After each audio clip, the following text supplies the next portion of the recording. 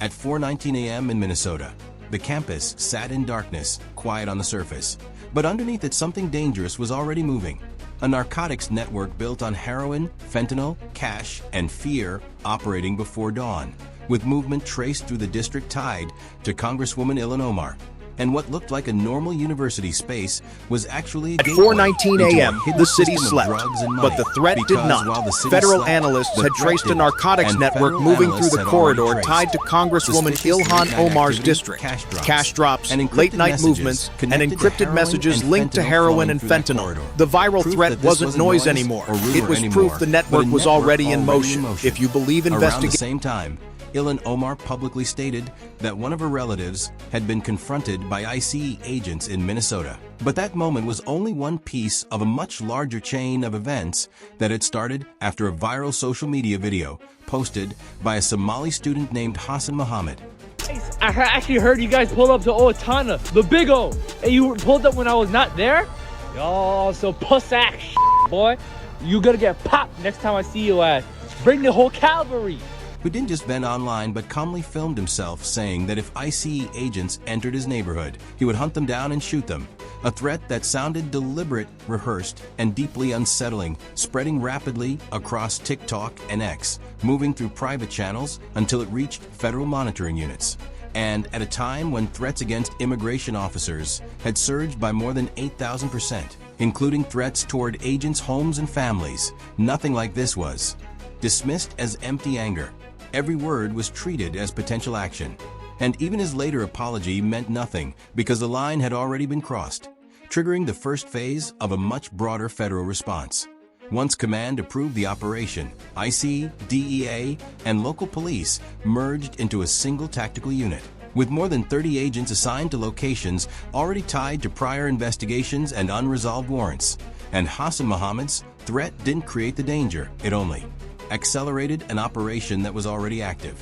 So before sunrise, black SUVs moved quietly into the university district. 6 entry teams advancing in silence. Doors knocked once and then breached. Flashlights sweeping narrow hallways as rooms were cleared within seconds. Students watching from windows as agents entered dorms and rental units that had been under surveillance for months. And inside one apartment, agents found 9 phones and altered IDs.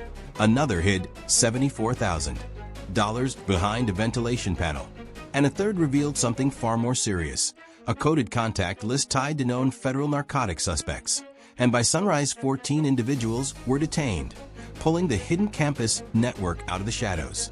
When investigators began opening the seized devices, the picture grew darker because the data exposed a structured narcotics operation quietly running behind the campus, with messages, audio notes, and transaction logs showing repeated deliveries of heroin, fentanyl, and synthetic chemicals disguised under harmless labels like books, supplies, or midnight drops.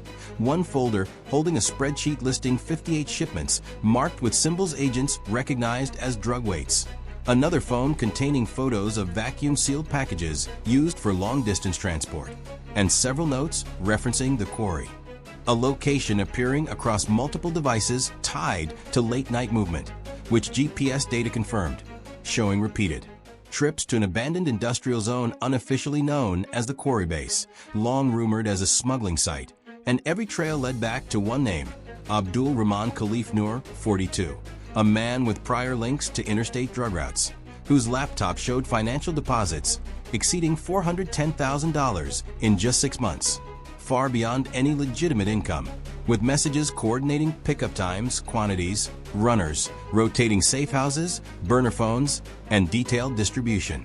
Maps spanning Minnesota and 2 neighboring states, proving the suspects weren't hiding randomly, but using the university as a shield for a fully organized drug operation.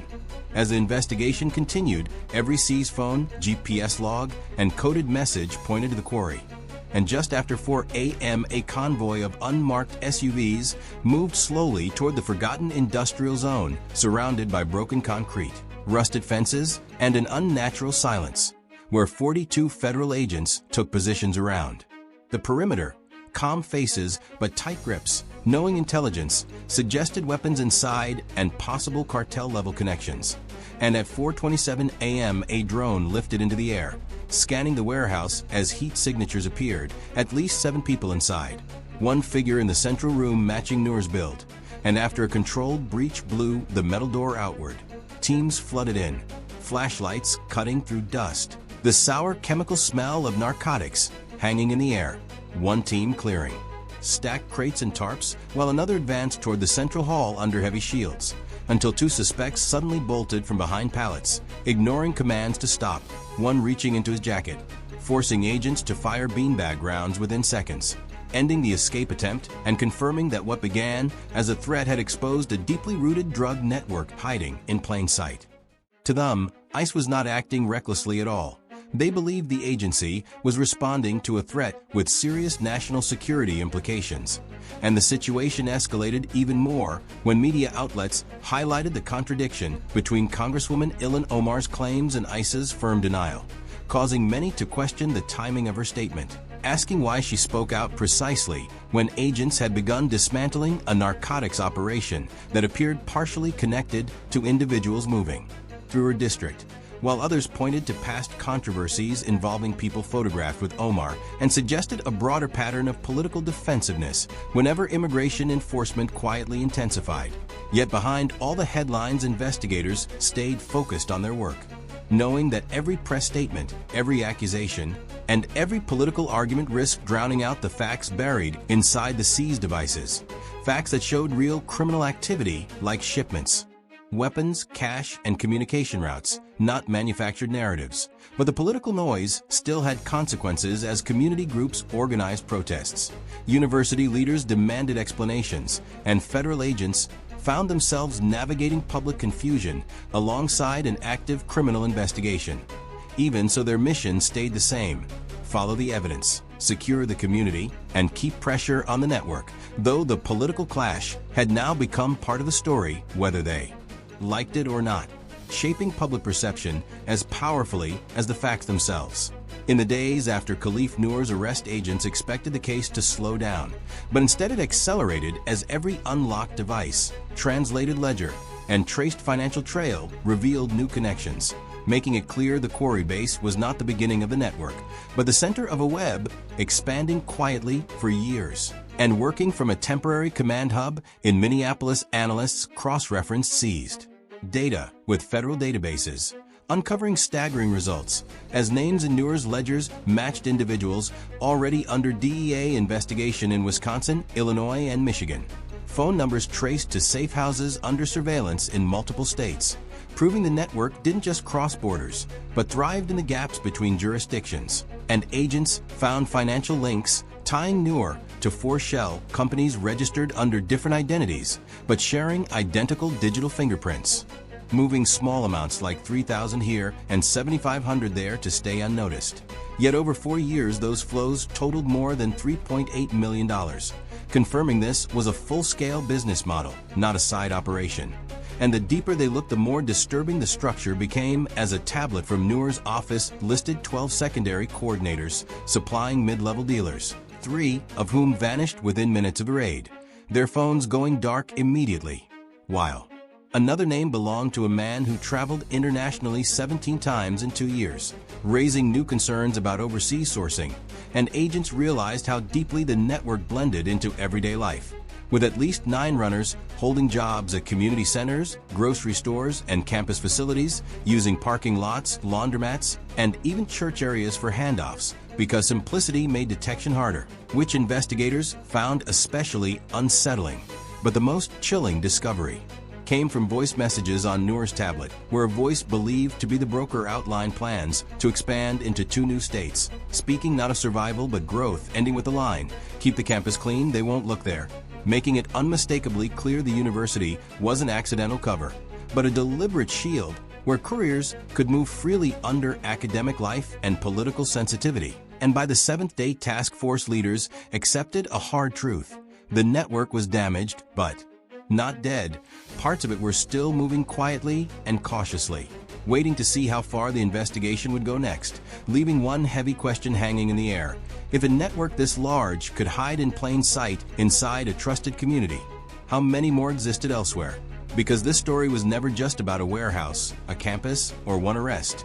It was about how danger can live silently in ordinary places, moving through late-night messages, unmarked routes, and people who blend in, until evidence forces the truth into the open. And the Quarry Base investigation revealed not only narcotics and money, but how organized crime adapts, studies trust, and operates inside blind spots we rarely question, reinforcing why operations like this matter, not to target communities, but to protect innocent families, students, and workers who never saw what was happening beneath the surface. And there's a lesson here about vigilance, accountability, and asking hard questions even in places that seem safe, because behind every locked device and quiet apartment are stories shaping lives long before we notice them. And if you're still here, it means you care about truth, security, and the unseen work behind investigations like this. So I want to know what stayed with you most. Do you believe these operations should continue even when they spark controversy? Tell me in the comments, because your voice matters, and your engagement helps this story reach others who need to understand what hides beneath the silence. And if you support deeper investigations, hit like, share this video, and type continue, because one operation may have ended, but the investigation is far from over. From their point of view, ICE was not acting crazy or reckless at all. They honestly believed they were responding to something that had serious national security risks. Things got even more heated when media outlets noticed a clear contradiction between Omar's claims and ISIS openly denying any connection. And that's when people really started asking questions. A lot of people were confused about Omar's timing. Like, why speak up right at the exact moment when agents had started breaking down a narcotics operation that was partly linked to people moving through her district? Others went back to earlier controversies, pointing out photos and past incidents involving people connected to Omar, saying this looked like a repeated pattern where political defensiveness shows up every time immigration enforcement quietly tightens behind the scenes. While all of this noise was happening, investigators kept working because they knew something important. Every press statement, every accusation, every political argument could easily distract the public from what actually mattered: the evidence. The seized devices told a very different story. One filled with real crimes, drug shipments, weapons, large amounts of cash, and detailed communication routes, not made-up narratives. But politics still had an impact. Community groups started organizing protests, university leaders demanded explanations, and suddenly federal agents weren't just dealing with a criminal network anymore. They were also facing a growing wave of public confusion and misunderstanding. Still, for investigators, the mission stayed the same: follow the evidence, protect the community, and stay focused on dismantling the network. Even so, the political clash became impossible to ignore. It became part of the story itself and started shaping public opinion more strongly than the facts. After Khalif's arrest, agents actually thought things might slow down, but instead everything sped up. Every phone unlocked, every ledger translated, and every financial trail followed revealed more connections. It quickly became clear that the Quarry Base was not the start of the network. It was just the center of something that had been quietly growing for years. From a temporary command hub in Minneapolis, analysts cross-checked the data with federal databases, and the results were shocking. Names in Newer's ledgers matched people already tied to DEA investigations across Wisconsin, Illinois, and Michigan, and several phone numbers linked back to safe houses already being watched in other states. This network didn't just cross borders, it survived in the gaps between jurisdictions. Agents uncovered financial trails connecting Nair to 4 shell companies, all under different names, but sharing the same digital fingerprints. Small amounts of money moved quietly, just a few thousand at a time, but over 4 years it added up to more than $3.8 million, proving the quarry operation was a major business, not a side hustle. As the investigation went deeper, it became more disturbing. A tablet from Newer's office listed 12 secondary coordinators handling distribution to mid-level dealers, and 3 of them disappeared almost immediately after the raid, their phones going dark within minutes. Another name belonged to a man who traveled in and out of the country 17 times in just 2 years, raising serious questions about international supply routes. Agents also realized how deeply the operation blended into everyday life, with runners working inside community centers, grocery stores, and even campus facilities, places no one would normally suspect. Drug exchanges happened in parking lots, laundromats, and even outside small churches, and the simplicity of it all made it incredibly hard to detect, which honestly scared investigators the most. The biggest shock came from voice messages on Nur's tablet, where a voice believed to be the broker calmly discussed plans to expand into 2 more states, like the network expected to run for years without interruption, ending with the chilling line, "Keep the campus clean. They won't look there." That message made everything clear. The university was never used by accident. It was chosen on purpose as a safe corridor protected by trust and political sensitivity. By the 7th day, task force leaders agreed on one hard truth. The network was damaged but far from dead. Parts of it were still moving quietly, waiting to see what came next. And as agents prepared new warrants, one heavy question stayed in the air. If something this big could hide in plain sight inside a trusted community, how many more are out there? This story was never just about one warehouse, one campus, or one arrest. It was about how dangerous networks can live silently among familiar streets and ordinary buildings, reminding us that danger doesn't always announce itself loudly. Sometimes it slips through late-night messages, unmarked routes, and people who blend in until the truth is forced into the open.